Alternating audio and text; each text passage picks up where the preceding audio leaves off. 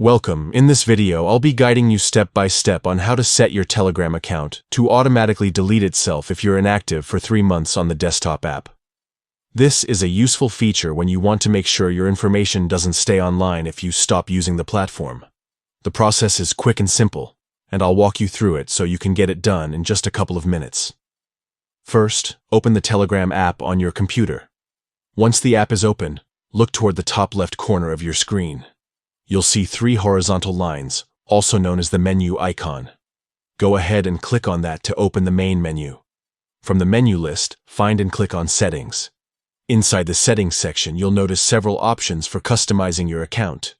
What we're looking for is Privacy and Security, so click there to move on. Inside Privacy and Security, you'll need to scroll down until you reach the section labeled Delete My Account. Right under that option, you'll see If Away For. This is the feature that controls how long your account will remain before automatically deleting itself if you stop using Telegram. Click on If Away For. A list of time options will appear, such as 1 month, 3 months, 6 months, and a year. Since you want your account to delete after 3 months of inactivity, select 3 months from the list. After making your selection, don't forget the final step, which is to click Save.